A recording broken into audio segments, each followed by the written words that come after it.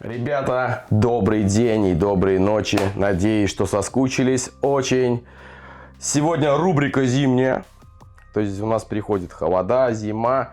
И все наше карповое оборудование смещается куда? Конечно же, в дом.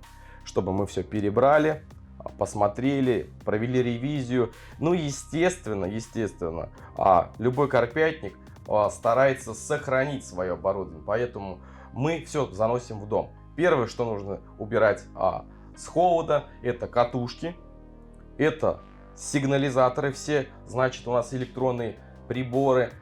По идее, в идеале, нужно заносить все. Отмывать, проверять и хранить в тепле. Все резиновые вещи. То есть, вот самое элементарно, почему и для чего.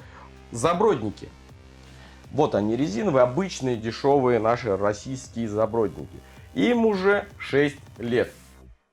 А если мы их не занесем хотя бы на один сезон домой, оставим на улице, в гараже или где-то, они потрескаются. И вы будете покупать новые каждый год. Поэтому убираем все в тепло. Не обязательно в доме, может быть гараж теплый, может быть там подвал или что-то, но все же нужно. Что-то нужно помыть. Удилище карбоновые тоже, естественно, нужно заносить в тепло. Вот, это будет нужно. Куча всего.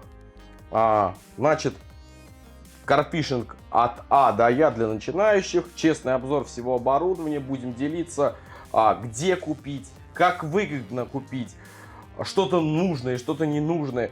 Разберем массу брендов. Вот, какие-то там есть плюсы, какие-то есть минусы. Поговорим про это, про все честно, как всегда. Вот.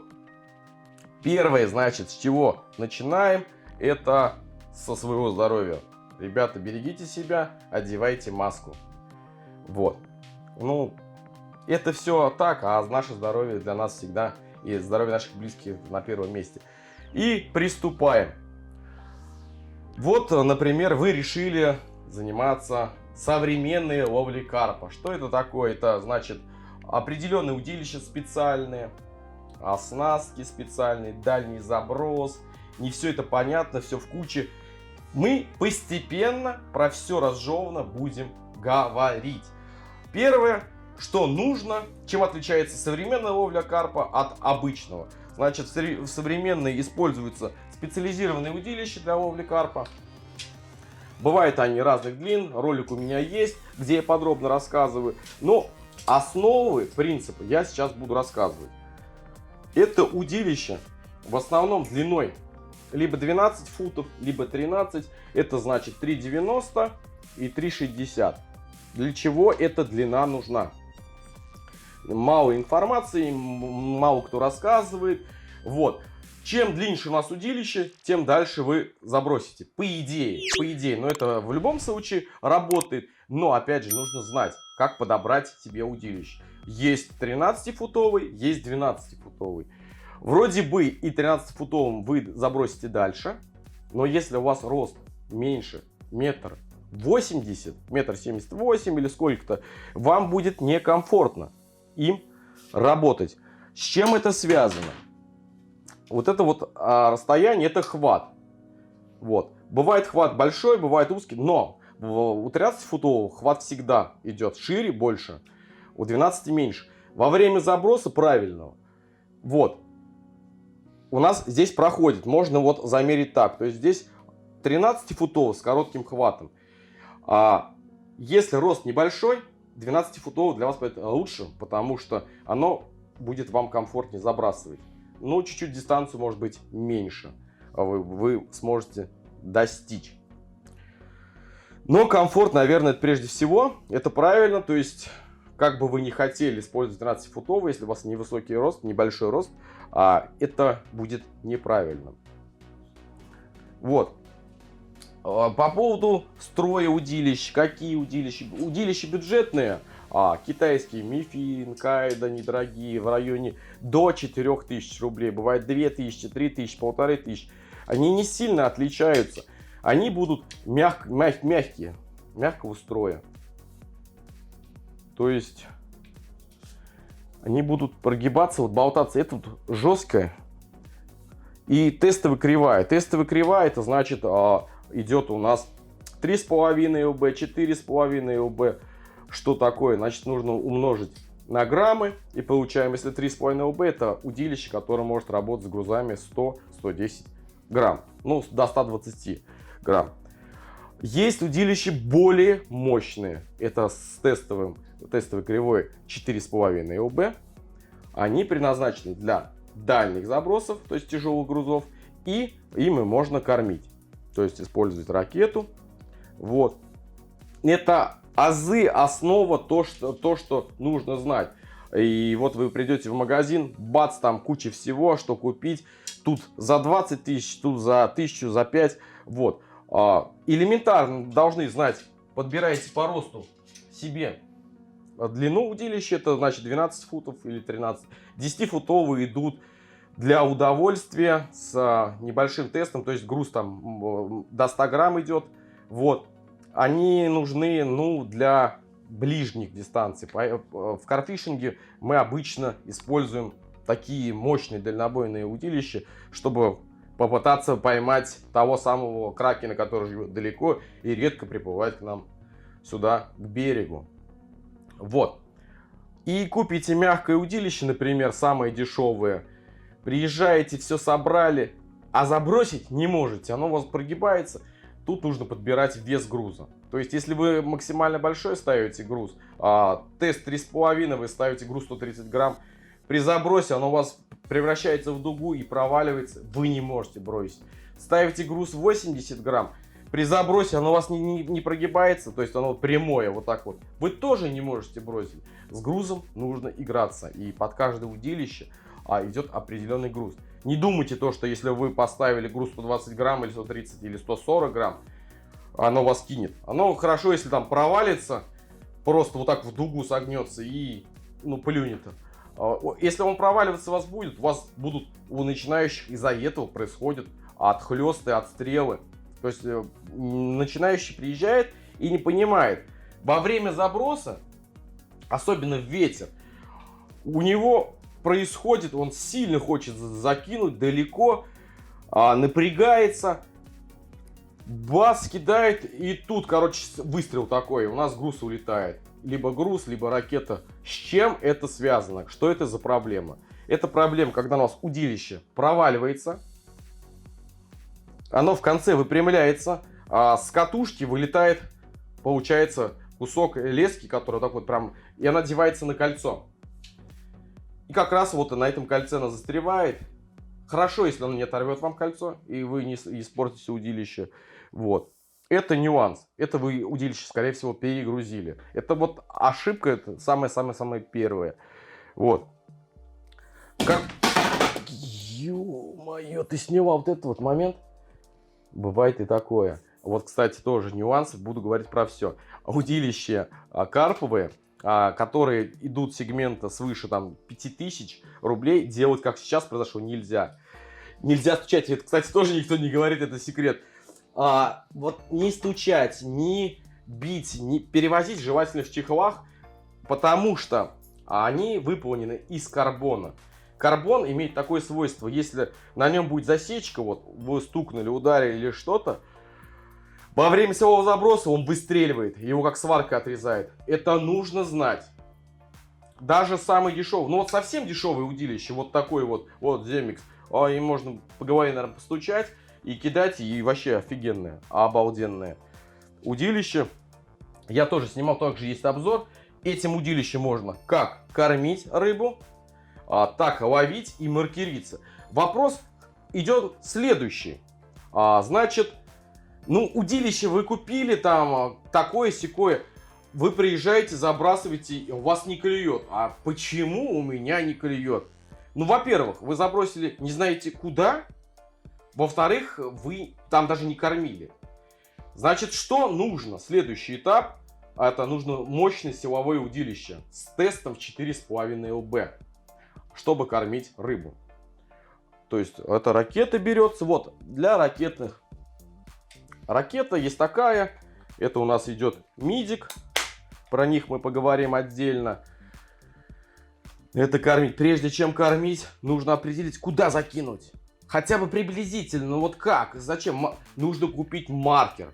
Маркер на специальное удилище, оно же стоит много. Обязательно ли вы его покупать? Конечно же нет. Возможно ли обычным удилищем рабочим отмаркериться? Возможно, но это будет некачественно.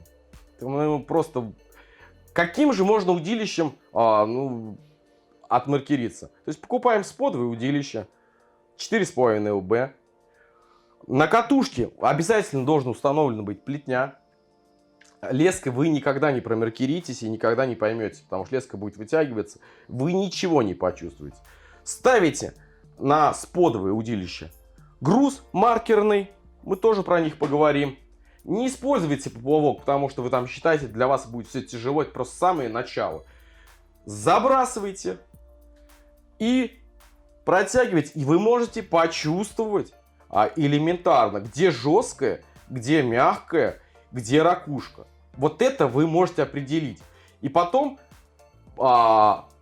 используя колья, не обязательно покупные, прям такие, любые колья, то есть ставите расстояние определенное, либо 4 метра, если вам удобно считать. Вот тут веревка. Значит, клипсуете, считаете, сколько оборотов у вас дистанция. Вы забросились, у вас начало звенеть. Вот в удилище стучит. Вы на катушечке поставили клипсу, вымотали, подошли к колеям, посчитали, сколько количество оборотов. Вот, вы уже приблизительно знаете, так, у меня тут 30 оборотов, 4 метра между колями, 120 метров, ну это просто, вот говорю, там что-то звенит, там что-то интересно. А как туда забросить?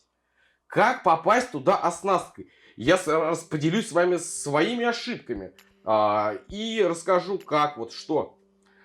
Если вы возьмете другое удилище рабочее, оснащенное, на колев намотаете ваши 30 оборотов, поставите клипсу, такие счастливые, и говорите, сейчас я туда закину и буду там ловить. Нет, вы туда не забросите. А почему? Это вот ошибка номер 1. Первое, значит, если у нас ветер, у нас во время заброса будет появляться дуга. Вы просто не добрасываете туда. Это раз. Если ветра нет и вы сильно забрасываете, леска вытягивается, вы перебрасываете дальше. Это 2. Никогда вы не поймете, что вы забросили на 120 метров. Так как этот вопрос решается? Все очень просто. Есть 2 способа. 30 оборотов отсчитали. Берете скотч малярный, прилепляете, аккуратненько его оставляете маленький. Этот я тоже покажу, как все это делается. Это значит на 30 оборотах. И добавляете на колях либо 1 оборот, либо 1,5 или 2. Ну вы сами поймете, сколько там на дугу у вас уходит. Ставите клипсу плюс 1 оборот, 1,5 оборота. Забрасываете, и вы наблюдаете ситуацию такую, что вы выматываете там вот эту дугу и видите, что у вас вот эта вот маркерная бумажка, она уже у вас к удилищу приблизилась. И вы понимаете, что до этого вы кидали вообще не знаю куда, либо не добрасывали, либо перебрасывали. Тут вы видите, она дошла до колец, вы можете, надо, например, увеличить, значит, вы ее выше забрасываете и оставляете выше. Надо там уменьшить, вы ее ниже. Вы начинаете понимать. Другой вариант, можно использовать еще проще маркер. Нарисовали метку, добавили еще оборотов, забросили и подматываете. Подматываете и смотрите, что ветер сильный, и у вас метка зашла в катушку. Ну, значит, вы не добросили очень много. То есть вы добавили, дуга огромная, сделайте 2 оборота. И чтобы эта метка была там, где-то, ну, вот если удилище брать, вот здесь на этом кольце. Вот. И вы можете играться, прибавлять, двигать метку, убавлять. Тут вы хотя бы понимаете, да, и можете сказать, я ловлю на 120 метрах, там не клюет, а вот рыбка начала брать на 125 метрах. Как вы это узнали? Другой скажет, а откуда ты знаешь, куда ты кинул? А вот эта метка вот, которая на 120 метрах на удилище, просто вы ее сдвинули на 5 метров, вы смотрите визуально, вот 5 метров. Да, и вот точно вы можете сказать, что действительно вы ловите на 125 метров. Только так, по-другому никак. Есть еще маркерная резина. Она у меня есть, но я ее не использую, мне она не нравится. Вот. Кто-то скажет, да это все сложно, но если начинать учиться ловить, вот все это делать правильно сразу, то результаты будут у вас совсем другие. Потому что многие просто приезжают, берут, собирают удилище, шмяк улетел, оторвали, шмяк улетел. И говорят, у меня не клюет, а рядом спортсмен стоит. Одной ловит, второй, третий, пятый, десятый. Он подходит к спортсмену и говорит, ну почему у меня не клюет? Вот я рядом стою, у тебя клюет, у меня не клюет. А он и спрашивает, на какой дистанции ты ловишь? А он и говорит, на 120 метров.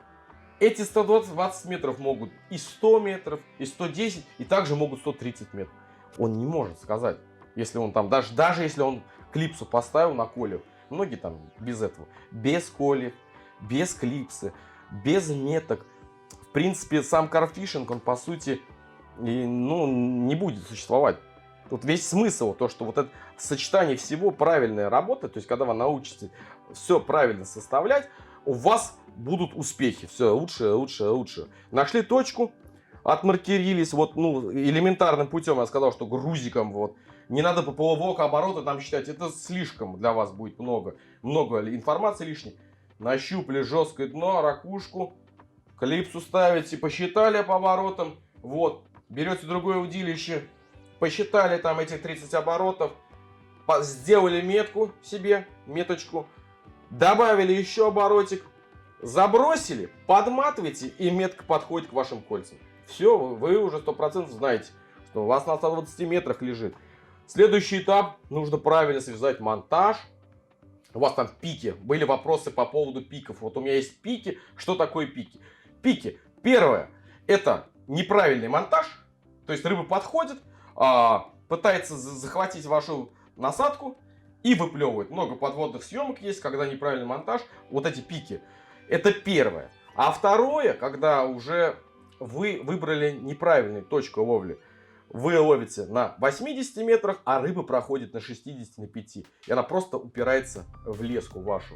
И вот эти пики происходят. Сдвиньте удилище.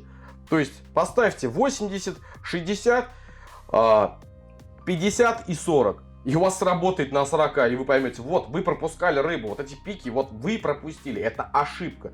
Это для карпятника пик, например, на правом удилище, потом на левом удилище. Это означает, что он рыбу пропускает. Это сразу сигнализирует то, что нужно удилище сдвинуть поближе, каждый там на 5, на 10 метров двигать до той поры, пока вот вы не найдете место, где вот тропа, где он ходит. Нашли, запомнили, как я говорю, забросили туда, и тут вы начинаете ловить одну рыбу, вторую, третью, четвертую, и у вас счастье. Вот, карфишинг это не очень быстро, современный, чтобы вы вот так вот вы взяли, кормушку там, вот удочки накидали, как раньше это было, крокодильчики, на них оснащенные кормушки, все это, приехали, вот так вот налепили, и пивко, бац, бац, бац, папиросочку сидите, сейчас клюнет, что-то сегодня не клюет, нет, карфишинг нет, там надо думать, современная ловля, там нужно на начале понять, как все это, потом пытаться учиться, самосовершенствоваться и не останавливаться на месте. Вот научились, я вот умею, я вот так кину. Нет, карфишинг это не то, это постоянно думать, это анализ, куда закинул, откуда рыба идет, в какое время идет. Нужно записывать, да. Многие скажут, зачем записывать время поклевки? Ну, предположительно, если вы запишете, у вас клюнуло в 8 часов утра с правой стороны удилища. Вы записываете, утро 8 часов утра, с правой стороны клюнуло удилище, ну и насадку приблизительно. Насадка это так уже второстепенная. Значит, в 8 часов утра ход рыбы с правой стороны, и вы уже следующий день будете за полчаса готовиться. Кобры там покормили и что-то. И на этом участке вы перезабросились минут за 10, вы получаете поклевку там в течение полчаса, либо 10 минут там. Потому что ход рыбы будет приблизительно в это время, в 8. Нужно записывать? Да, нужно. Опять же, тоже скажете, уже не посидишь так вот, не покуришь, не попьешь, это сделай, это сделай, это то сделай. Современная ловля карпа действительно такая. И по поводу, когда вы научились ловить, вот все у вас получается, вы много рыбы ловите, все хорошо. Вы должны готовы быть к тому, что если вы собираетесь заниматься ловлей карпа профессионально, учиться, развиваться, первое то, что вы должны относиться к природе правильно, потому что вы много будете рыбу ловить, и вы не должны искушаться. Это я к тем, кто рыбу забирает, там ее надо много. Такое карповое оборудование, там сотнями тысяч, и люди рыбу забирают. Но это как бы это неправильно. Вот, я считаю, нужно научиться относиться к природе правильно. То есть уважать и ценить. А рыба это уже не еда, карп. В этом случае в карпфишинге, современной ловле карпа, именно карпфишинг, а соперник, которого ты должен уважать. Помимо того, что ты его уважаешь, ты должен его вылечить. Он твой друг. Потому что он тебе дарит там счастье, вот эти поклевки. Вы его не просто отпустили. Вы его отпустили с приятной энергетикой. Он вам подарил, вы ему подарили.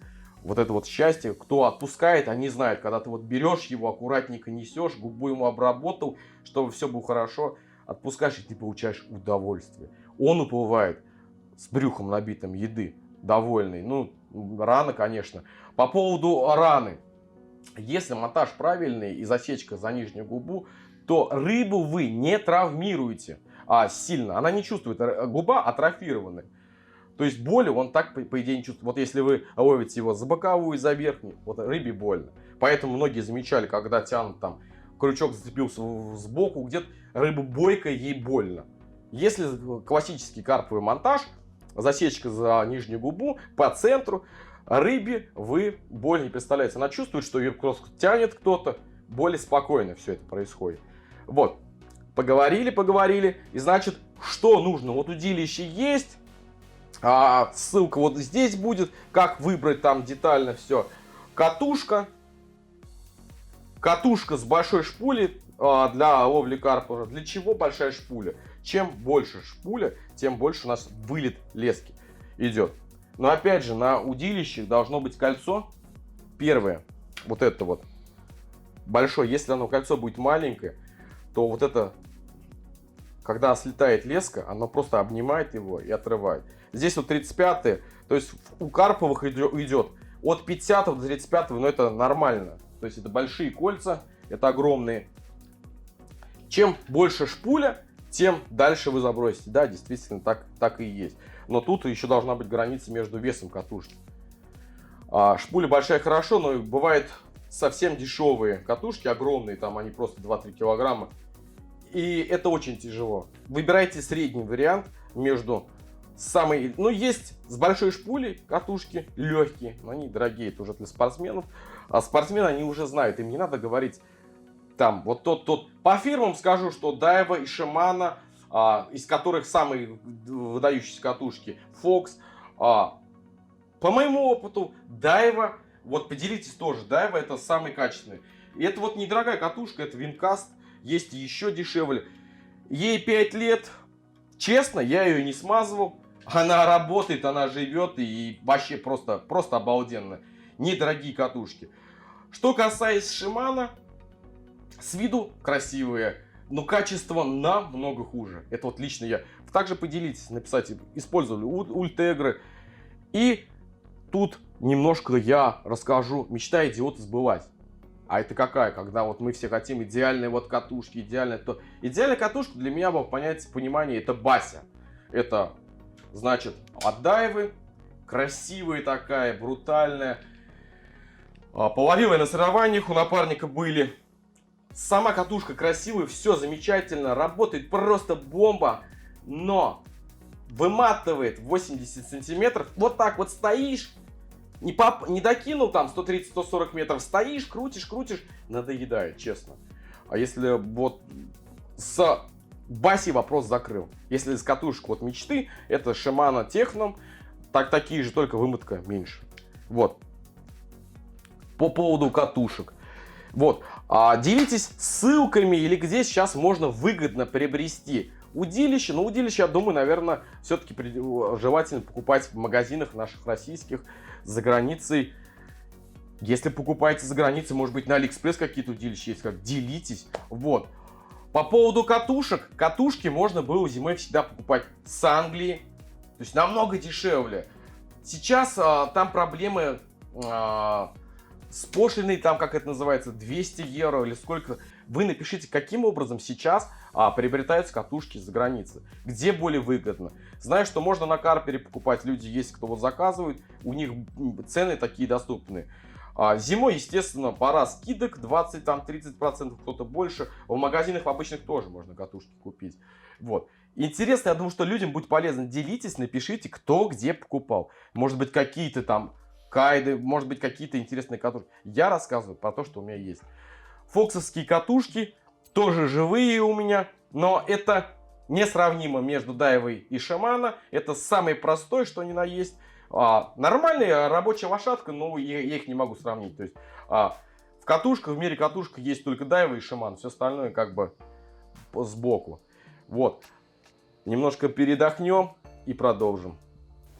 Значит, по удилищам, я думаю, что немного стало понятно. Можно воспользоваться двумя. Это будут рабочие, которые мы будем забрасывать. И второе дополнительное удилище, это для кормления и для маркирования. Можно использовать всего два типа. Чисто маркерное удилище приобретается уже теми, кто понимает толк, понимают, как все это использовать. И выбирать удилище они будут по каким-то критериям. Поэтому не обязательно покупать сразу маркерное удилище. Вот. Следующий этап. Вроде бы удочка есть, купили катушку. И с чем вы можете столкнуться? Вроде банально, леска, намотать леску. Берем вот такую катушку с большой шпулей. У нас лески много всякой там, но первый нюанс, с чем вы столкнетесь, сюда нужно наматывать большое количество лески. Шпуля глубокая. И 100 метров обычная, которая продается леска, она не подойдет сюда. Она будет глубоко лежать. И заброса не будет. И далеко вы не кинете, потому что всего-навсего 100 метров. И где же брать эту самую леску и какую покупать? Карповые лески специализированные, их множество. Вот у меня их, я уже много обзоров снимал, рассказывал про них. В банках в алюминиевых красивых есть запечатанные. Что же выбрать и чем отличается брендовая леска от обычной? Также на Алиэкспресс продаются размотки бухты там, по километру, по полтора. Можно купить там недорого. Хорошо или... Так, кстати, поделитесь. Если на Алиэкспресс появились ли лески хорошего качества для ловли карпа. Вот. Какой критерий при выборе лески? То есть, ну, первое, то, что разводка большая должна быть. А второе, это диаметр. Многих смущает начинающих, так как все привыкли по старинке на крокодилах использовать леску 35-ю, 40-ю, такую мощную. Карп рыба сильная, нужно леску использовать толстую. Толстую леску, вот, наматывая сюда, вы можете намотать, можете купить 35-ю, 40-ю леску. В принципе, не знаете, вы далеко ее не забросите. Будет сильное сопротивление в шпуле и в кольцах. Вот. Самый оптимальный вариант это 25 мм средний. Это если брать брендовую. Она идет калиброванная. Отличается брендовая от дешевых аналогов тем, что тут диаметр более-менее приближен к реальности. То есть, если здесь написано 25 мм, то она может быть чуть-чуть больше, может быть чуть-чуть меньше. Но она все равно будет в районе 25 до 26. Вот. Размотка здесь 1200 и вес тест 5,8 килограмм. Кто-то скажет, да это мало. Я китайскую видел леску, там написано, значит, 23 диаметр и 7 килограмм. Что значит она будет не брендовой? Там будет не 23, а если замерить, будет 27 или 20, а может быть даже 30. То есть она будет намного толще. И при разрывной нагрузке она не будет держать даже этих 5,8. 5,8 хватает нам за глаза. Это 0,25. Вот это на 0,25 можно вытащить карпа на 20 килограмм, можно больше. То есть тут работа фрикциона. Поэтому не уходите в то, что 35-ю леску. 25-я это леска будет самый оптимальный вариант. Если хотите, вы уже научились ловить там дальше забрасывать, 22 леска. По фирмам хвалить, рассказывать ничего не буду. Много разных видео у меня есть. Единственное, я думаю, что поделитесь своим, то, что какими лесками вы пользуетесь, где их покупаете. В этом году использовали с напарником леску Мамоя, если не ошибаюсь, японская. Понравилось 22 или там 23 диаметр, небольшого диаметра для дальнего заброса. Но с лесками для дальнего заброса расскажу секрет. Ну, может быть, для кого-то секрет, для кого-то не секрет. Для начинающих, я думаю, что это будет интересная и полезная информация. Каждый день рыбалки леску, шпули нужно менять. Каждый день. То есть один день отловили, берете на следующий день другую шпулю. Для чего? Потому что при поклевке на вторые сутки на тонкую леску у вас будет, вероятнее всего, обрыв. Леска быстро изнашивается, тонких диаметров, сохнет или что-то. Но из практики все спортсмены делают так. Один день, одна шпуля. Это небольшой диаметр лески. С 25 миллиметров это оптимально. 25, 26, 30 это максимально. Не нужна вам такая толстая леска. На эту леску вы можете вытащить, любого кракена. Вот. Эти стереотипы с толстыми лесками из 80-х годов, они уже ушли. Современная ловля, хорошие лески. Чем она еще будет отличаться? Брендовая от дешевой.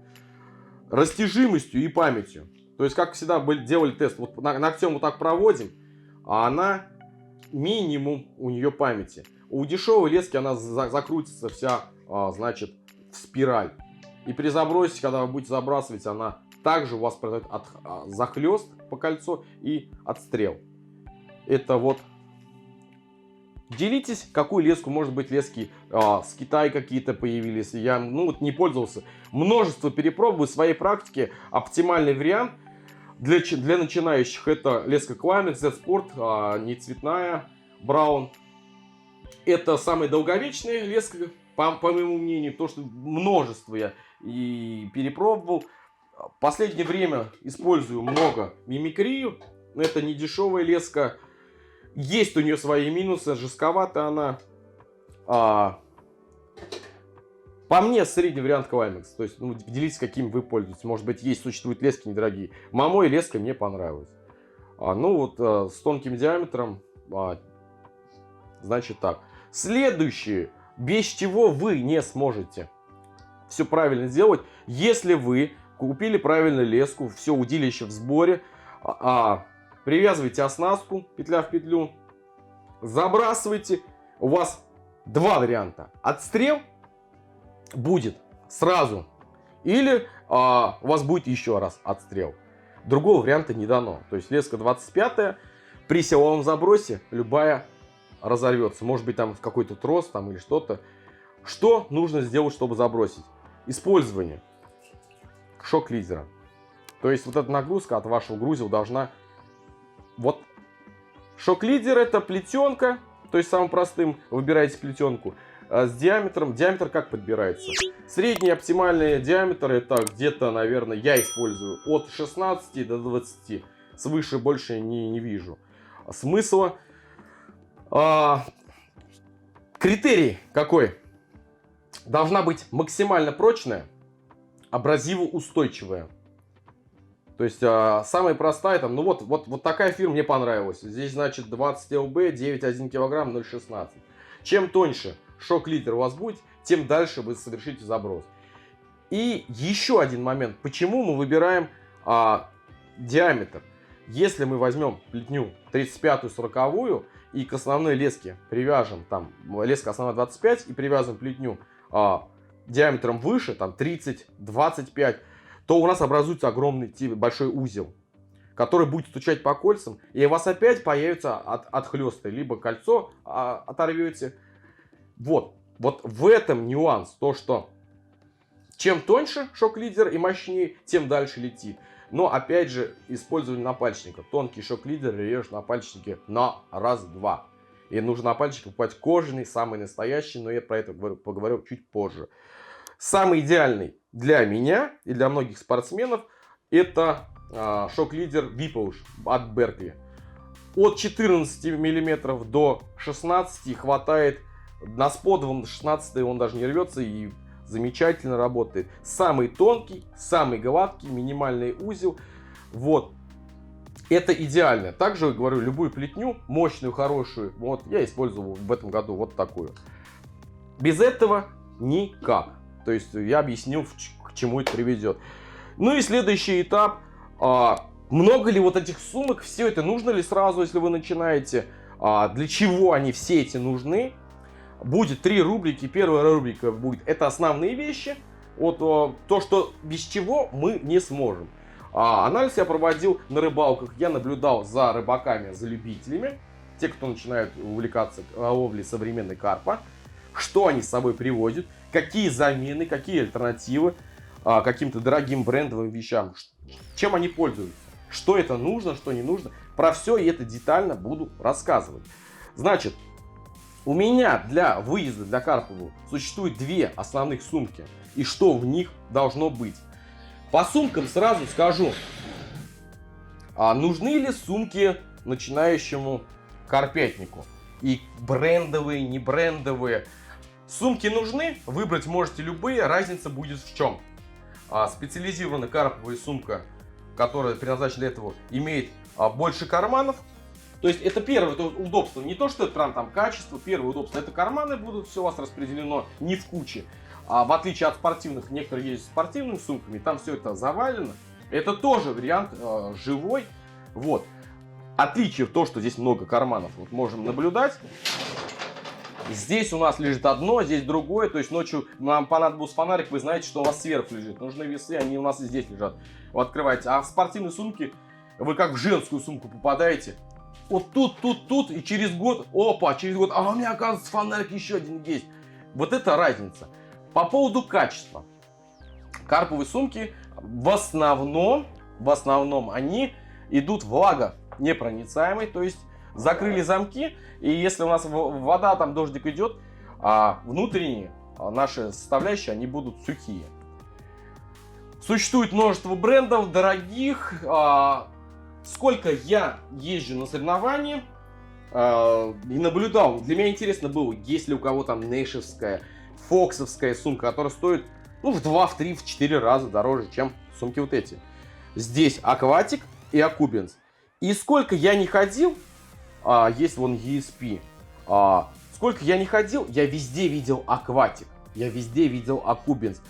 И спустя 5 лет сумка живая. Вот здесь груза перевозились весом, вот она сумка, вот.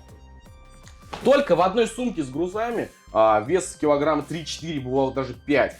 И плюс в ней еще. То есть вот ручка настолько вот тяжелая. Но здесь сумка даже вот сейчас в таком состоянии тяжелая. Сумки живые. Замки не разорвались. Они перевидали много. Они терлись друг об дружку. Есть ли смысл переплачивать? Я прям конкретно говорю, что вообще абсолютно нет. И спортсмены, они же не просто так. Они покупали то, что более живучие. Свое мнение по сумкам, если для начинающих. Возможно использовать любые.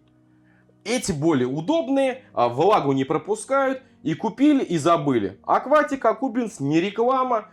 Вот есть ESP, есть Таска, множество всего. Но это уже в дополнительные мы будем. Мое предпочтение — это российский производитель. Напишите, какими сумками пользуются. Мне интересно, у кого есть фоксовские сумки. Я пытался посмотреть, в чем разница. Нэшевские, там, супердорогие. Но, судя вот потому, что все это выдержало и все это живое, по сути, нет смысла даже сравнивать. Разница в цене будет там огромная. Вот. 2 сумки основных. И почему 2, и что в них должно быть. Сверху 2 кармана. Эти карманы всегда здесь находятся фонарики. 2 дублированных фонарика. Такой и такой. По фонарям сразу тоже скажу. Это китайский фонарик. И в нем установлены аккумуляторы. 2 больших. 18650. Хорошие аккумуляторы. Не все знают. И если покупать два аккумулятора самсунговских в радиотоварах. Аккумулятор стоил в свое время рублей 500. Один. Хороший, он тяжелый такой. Вот сюда вставляем, нам хватает на четверо суток, можно даже не выключать его. Вот прям на максимум светить. Если же здесь с завода идут батарейки дешевые, легкие, вот, но их хватает на день, на два максимум. Это вот отличие, то есть купили два аккумулятора, сюда поставили, все. Что касается, это брендовый фоксовский фонарик. Здесь 3 аккумулятора. Хватает его при любом раскладе на 1-1,5-2 дня. Вечера.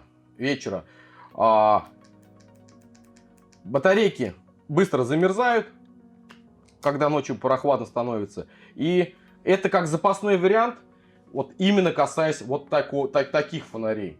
Много жрет, ну не. Какими фонарями вы пользуетесь? Меня уже до этого просил написать. Хочу приобрести качественный китайский фонарик с Алиэкспресс вот такого типа. Потому что, в принципе, они работают, но вот пластик у них ломается. И тут уже где-то поломка, и он вот здесь сломано. Вот. Прям покажу, как есть. Вот. Все это слетает, все это уже заколхожено. Вот в этом разница. Следующее, что должно быть? Это средство защиты рук. То есть используемые шок-лидеры, они острые, и вы можете наблюдать, что происходит с перчаткой и с пальцем. Кожаная перчатка Gardner, вся разрезанная. Вот. Здесь дублирующий идет палец. Здесь еще палец. Здесь еще перчатка, еще палец. И их идет... Это обязательно должно быть. Без этого хорошей рыбалки у вас не будет. Палец себе прорежете. В чем удобство перчаток? Почему перчатка лучше, чем любой напалечник? Расскажу. Значит, фиксируем кисть. Вот здесь у нас фиксация. У нас нет боли, не будет, когда мы будем кормить коброй. То есть эта перчатка разорванная, она даже будет удобна. Вот коброй кормим. Здесь у нас не будет никогда болеть. И фиксация. Более четкий, грамотный заброс. Перчатки удобные. Их уже штуки 3-4 таких в таком состоянии. Но они у всех в таких состояниях. Они рвутся. Вот. Выкидываются. Приобрел перчатку от Nash. Год проработал. Пока нареканий вообще никаких нет. Просто счастлив. Что касается напалечников. Миллионы перепробовал всяких разных. Самый главный критерий, он должен быть кожаным. Но вопрос, чем толще кожа, тем он дольше ходит. Но вот это вот толстый технокарповский, он дубеет. Когда вы начинаете забрасывать, здесь складка образуется. И леска с него не сходит. И часто захлёст от стрелы. То есть нужно брать средней жесткости. Есть еще Imperial. У меня есть напальчник хороший. Делитесь, какими напальчниками пользуетесь. Может быть, с Китая какие-то есть. Многие ребята там используют разные. Я думаю, что с своего опыта самое идеальное. Вот сейчас вот у меня нэшевская перчатка. Напальчник с вилами, с такими желтыми. Я не помню, как они называются. Качественный, неубиваемый.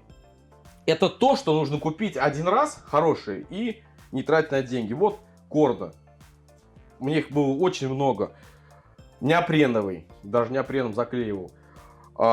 Удобный вроде бы, но недолговечный.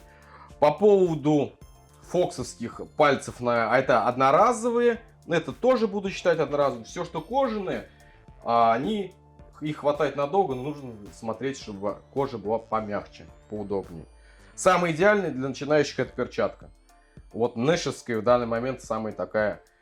Как можно сделать альтернативу, если вы не хотите тратить на это деньги? Берете кожаную перчатку у своей супруги или у кого-то там, где нашли.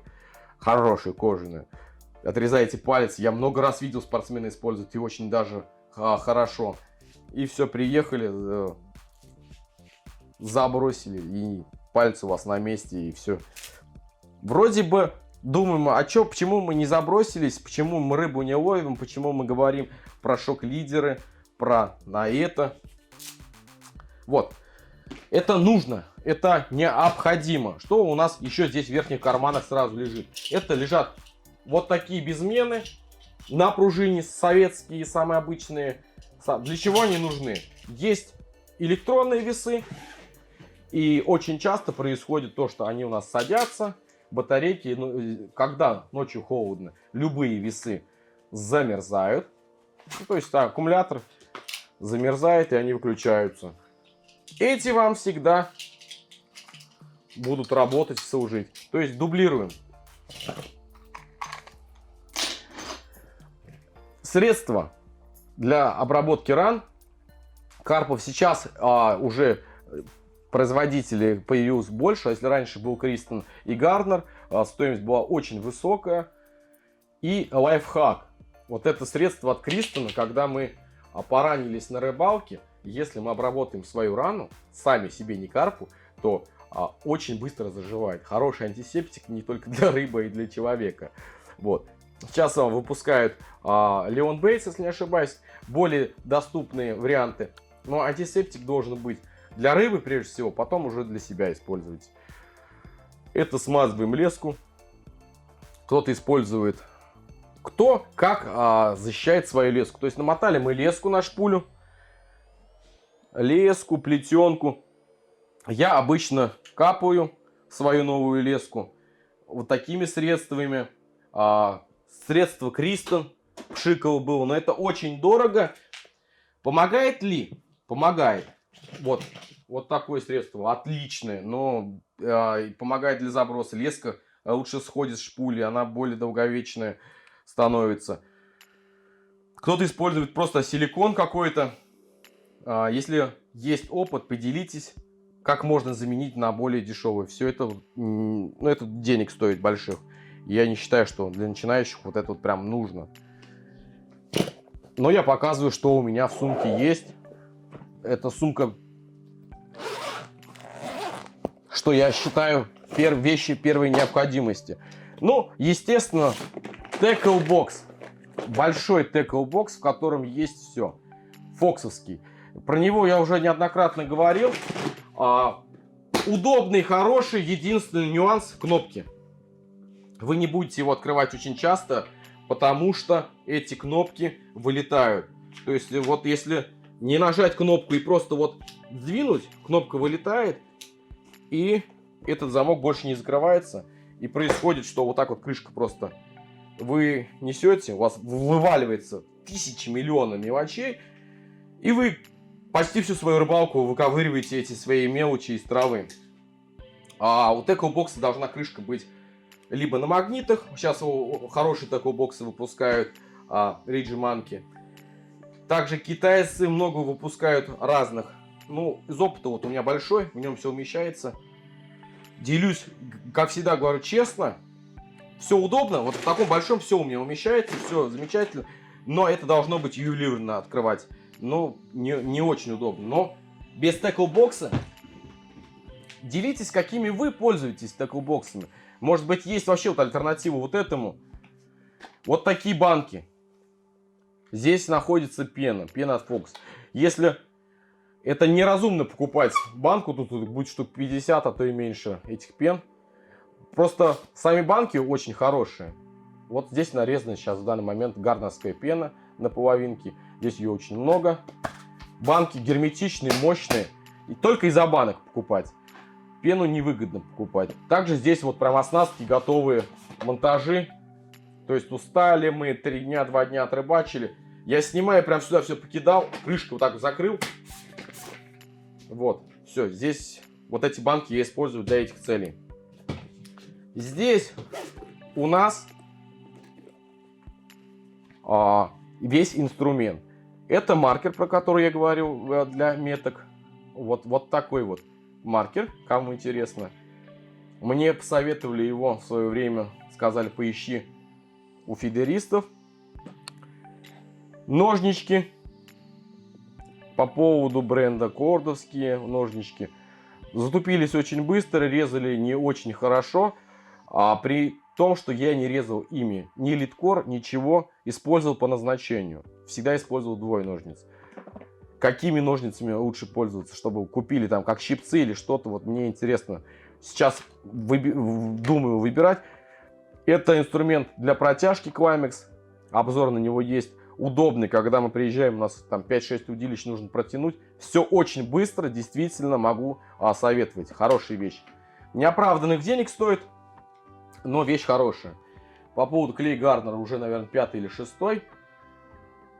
Клей внутри есть, все замечательно, но вот здесь вот все застывает. И мы его выкидываем. Мы грызем его. Во! В помощь нам клей. Любой тюбик, ну, эластичный должен быть клей для монтажей, чтобы не трескался с топора. Монтажный ножик с маленьким лезвием. Большой ножик. Сверло нэшевское, клевое. Думаю, дорого, прогадай, нету. Нэш вообще обалденная. Распутывать узлы. Фоксовская. Кордовская игла для насадки. То есть самые живучие, что здесь есть. ESP-шный для литкора. Это у нас доставать. Опа, заржавело. Из дипов бойла. Вот. Без этого никак, никуда нельзя. Что у нас здесь дальше? Здесь сумка. И здесь у нас монтажи. В этой сумке находятся карповые. Инлайн, скользяки для вертолета. Все что угодно. Здесь материалы, литкоры. Вот такие лепесточки. Очень удобно. Значит, вместо этой сумки раньше я использовал бокс для дисков. Там тоже много вот таких вот карманчиков, вот таких вот прозрачных. Также хорошо использовать для дисков. Это лайфхак. Здесь множество всего. В этой сумке все для монтажей у нас есть. Здесь ПВА-система. ПВА-пакеты, плунжеры. Плунжеры купил однократно фирмы ESP. Самые надежные. Вот такие. И сетку покупал другой фирмы. Это английская сетка стоимостью 200-300 рублей. Отличная. Китайские, вот сейчас китайская стоит. Китайская, конечно, намного хуже, чем английские сетки. А чисто оригинальные ESP-шные покупать за 600-700 рублей смысла нет. Вы покупаете сетку с Англии за 200-300 рублей. Абсолютно такого же качества. Поэтому плунжеры мы оставляем, они самые мощные. Самый слабый плунжер, который существует, ломается с первого раза, это фоксовский. Я его при первый раз, когда начал делать стик, сломал и просто высказываю свое недовольствие. Это просто ужас. Эти, даже китайские, очень часто долго работают. Ну вот этим уже 3-4 года, и они все живые. Два диаметра. 20-й, 25-й стандартный идет. Здесь игла большая для стрингеров. Пакеты ПВА разные, но это уже когда вам нужно нить ПВА. Почему вот много сумок, каждая это в сумке, почему нельзя взять вот все это перекидать? Во-первых, это неудобно будет, вы все это переломаете, вы это не найдете. ПВА-системы хранятся в сумке с целью, если вода сюда попадает, если будет без сумки, то ПВА-система, она вся растает.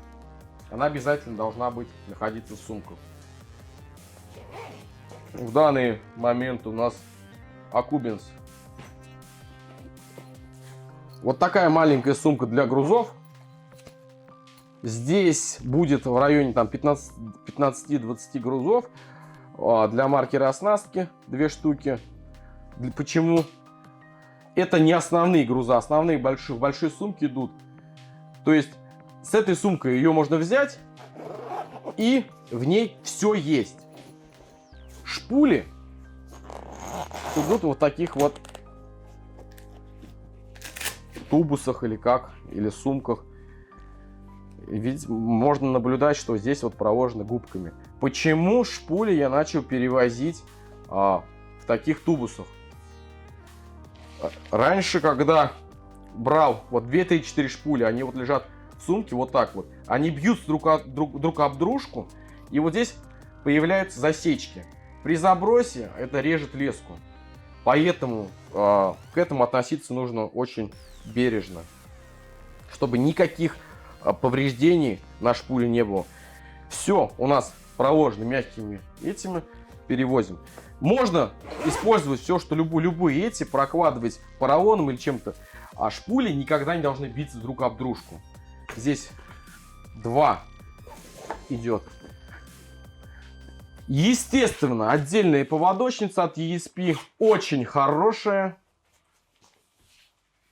Вот тут уже, конечно, просто жесть. Такие вот иголочки вставляете, натягиваете. Выкидал. А вот это... Нужна ли она? Сразу ее покупать? Нет, конечно, не нужна. Это для удобства. Это уже дополнительно. Вот такой файлик, без которого выезд на карту рыбалку смысла нет. Здесь маркерные карты. Здесь разные записи. Вот такой планшет дешевенький. Ручка, карандаш, листок для записи. То есть, ну, вот такой планшет и файлик, он должен быть у любого. Потому что, если вы не рисуете карту, то вы не знаете, где вы ловите, вы не можете просто на авось. А вдруг клюнет. Это дополнительная сигнализация. Что еще должно быть? Круша. Для чего она нужна? Вот с такими шипами. Сюда закладывается бойлер и перемалывается. Сразу в инструкцию. Пелец не перемалывает. А если пелец сюда накидаете, она сломается. Существуют такие кружи, сейчас выпускают алюминиевые, они переламывают и пелец, и все что угодно. Поделитесь ссылкой. Не могу найти. У ребят видел. Хочется приобрести. Возможно ли альтернатива круши? И что можно использовать? Обычная мясорубка. Значит, сетка должна быть крупная. Чем крупнее, тем лучше. Ручная мясорубка заменяет крушу. Идеальный вариант мясорубки для карпфишинга, для ловли карпа, это для колбасы. На Алиэкспресс продается мясорубка стоимостью 3000 рублей. Она большая, ручка кругленькая такая, с огромными отверстиями. Она более идеально подходит. По поводу круж, ну это вот самое стандартное. Корда есть меньше. Меньше, ей легче проворачивать, но объем меньше. Большая круша, если много накидаем боев, она забивается, тяжело у нас проворачивать ей. Но круша как бы нужна, но не на начинающем, может быть, можно обойтись. Мясорубка заменяет крушу полностью, на все 100%. Здесь силиконовые кукурузины.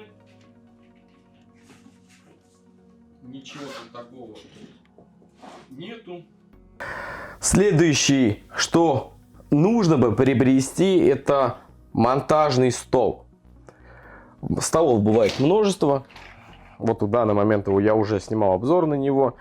А основное отличие это невысокие ножки. Вот мы можем видеть, чтобы нам удобно было, сидя вот так в палатке, заниматься своими монтажами. Плюсом здесь есть бортики. То есть, если у нас ветер или что-то, наши мелкие детали у нас отсюда не разлетятся. Возможно ли его заменить каким-то там другим? Наблюдая на рыбалках, обычные карпятники, любители привозят с собой детские столы с буквами, там, с азбукой, там, с разными этими, ну, детские. И нормально используют. Единственный нюанс, то, что если сильный ветер, у них там все улетает, у них прямая поверхность. Вот. Какие столы вы используете? По фирмам я не могу сказать, что большая разница. Есть там Nash, множество разных цена, а разница отличается там, то есть колоссально.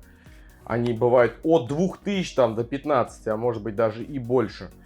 Вот. Поделитесь, какими столами вы пользуетесь. Я считаю, что это вещь первой необходимости. Заменить ее можно любым другим столом. Но плюсы я рассказываю то, что значит он компактный, небольшой. И здесь бортики. Это единственное его отличие от обычного, например, детского стола. Дальше. Это вещи первой необходимости. Про Tackle Box внутренности говорить можно много. И снимем отдельно абсолютно, что, какие расходники, чем заменить, где купить. Что у нас здесь? Дополнительная сумка. Ну, прежде всего, это вторая нужная сумка. Здесь у нас ракеты. Вот, сломанные, здесь разные. Две группы, два кармана. Одни ракеты идут, вот большие. Это Герман стеклянный. Сразу скажу, что плохого качества. Если раньше они делали, все были в восторге, то сейчас стеклянные Германы ни о чем. Парашюты. Ну, весь Китай, ширпотреб находится у нас здесь. Что-то поломанное, запчасти для ремонта, чтобы не перепутывать. В другом кармане у нас все более четко, грамотно. Это раскрывная ракета. Отлично себя показала. Это у нас оригинал. Все эти ракеты оригинальные. Это хорватка для кормления жидкостями. Оригинальный мидик. Ракета кордовская. Интересный экземпляр. Это Спайдер. Обзор на него я снимал. Все отлично. По поводу того, что есть такое правило, наверное, говорят, что это ракета, которая всегда открывается. И так нет. Раза 3-4 выматывал, закрыты. И бывает еще проблема, когда выматывать начинаешь, сильный ветер, магниты сходятся. Вот в таком состоянии ее тяжело вымотать. Вода сюда попадает, сопротивление. Вот. Бывает даже может закрыться. То есть разрушение мифов. Рассказываю правду, что не всегда может открыться и бывает даже закрывается. Но намного меньше всего этого происходит. В основном он всегда раскрывается, вот так выматывается более легко. Летит не очень хорошо. Дистанция рабочая где-то метров 120-130, максимум им работать. Это оригинал. Дистанции у него ограничений нет. То есть, если вы умеете, люди и на 200 метров забрасывают. Вот. По поводу вот таких приспособлений от Spomba, оригинальные поплавки, приобрел я для обзора, посмотреть, есть ли смысл. Летит намного хуже. Ну, если честно, эта игрушка, баловство, но и не нужная. Вот.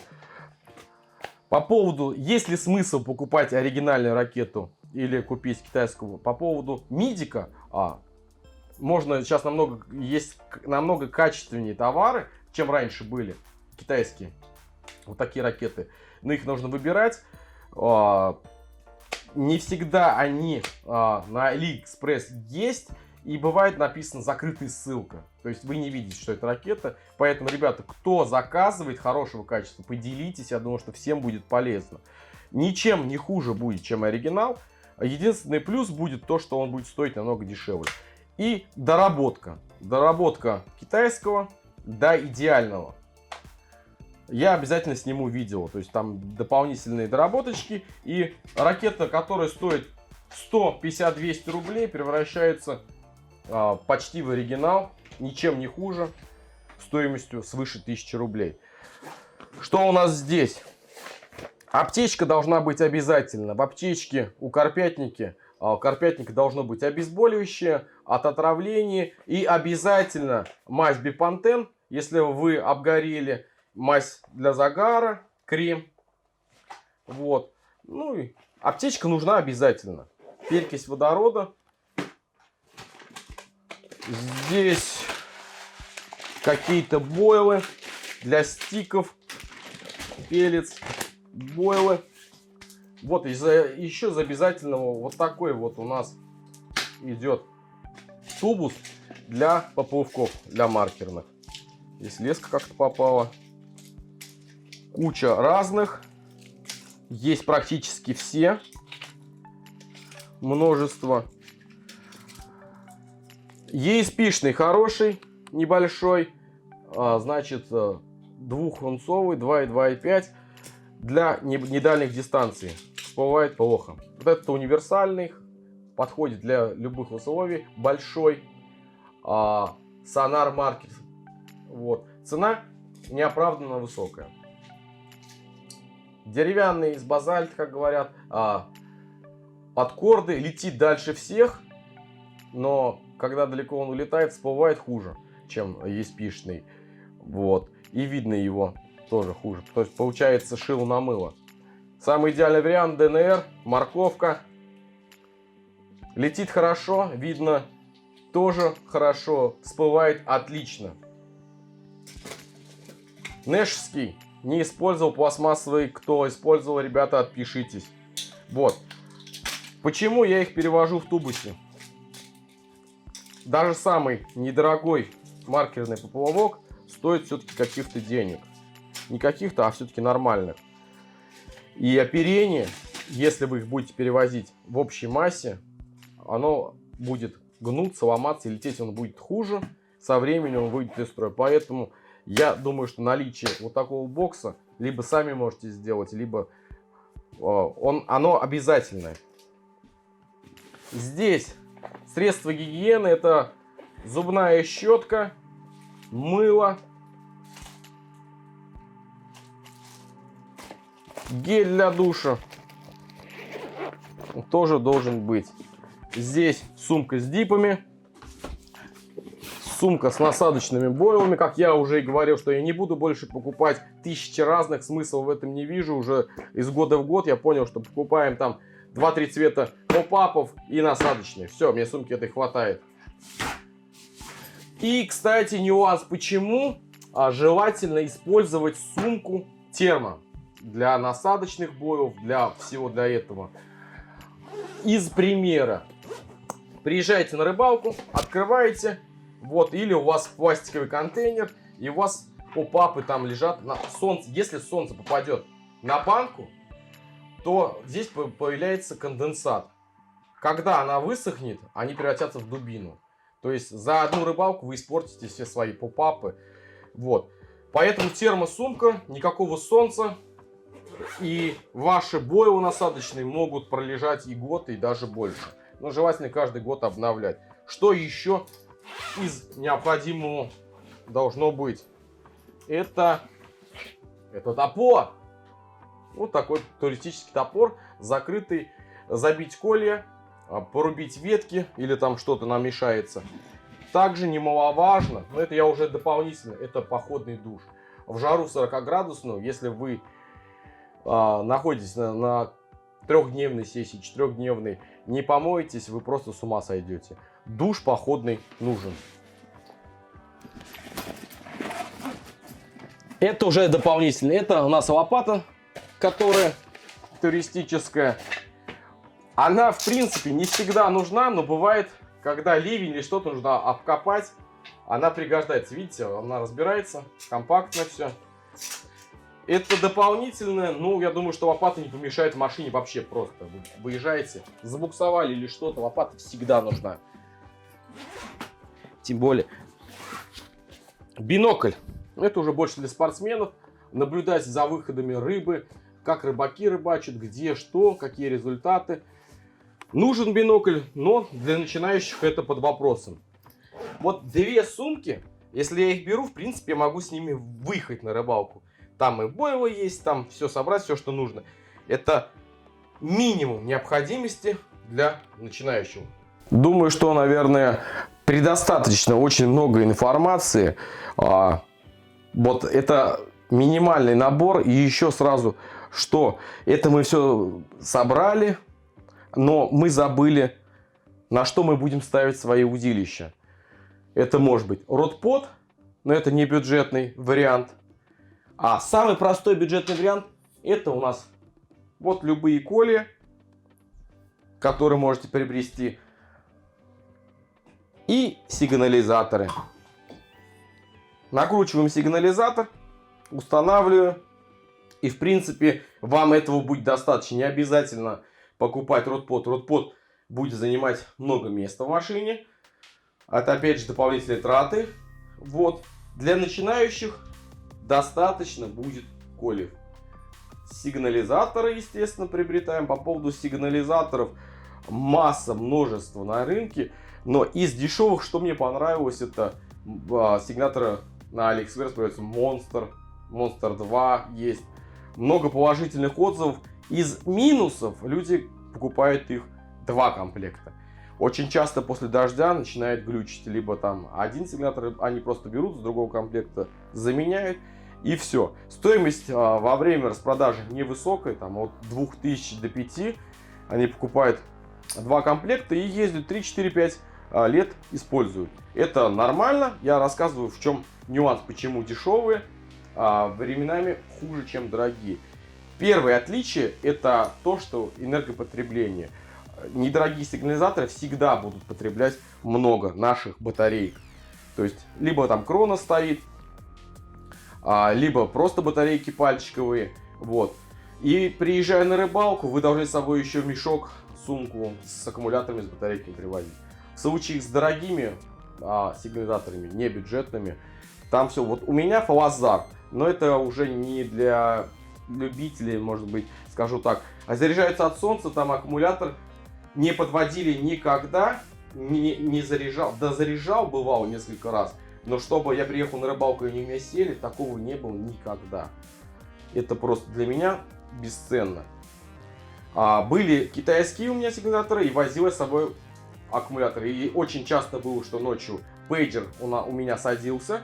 И были поклевки, но, естественно, пейджер молчит, мы хорошо спим. Это единственный прям вот сильный минус. Надоедало, менял на другие сигнализаторы. То есть, перебирая через большое количество китайских версий, находил те, которые на 2-3 суток хватало пейджеру. Пейджер прежде всего садится.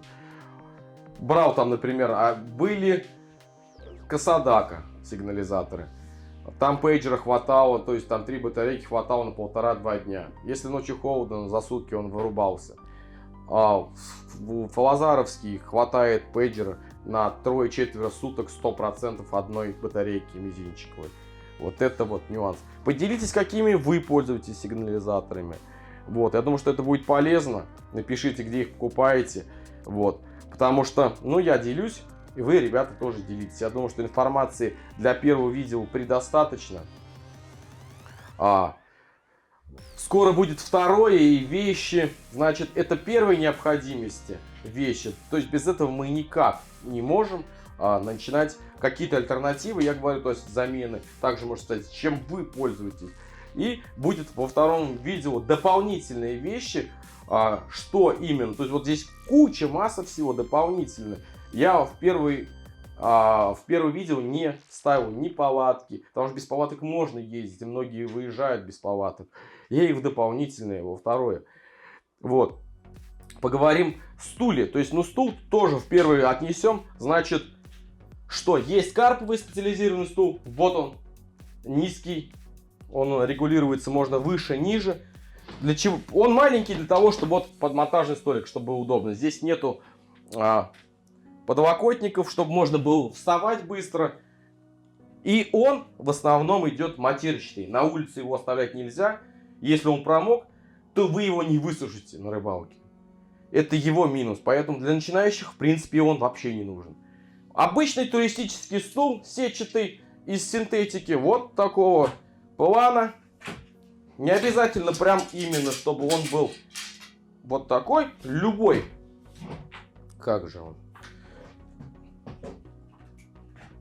Не хочет. Вот он. Он идет из синтетики.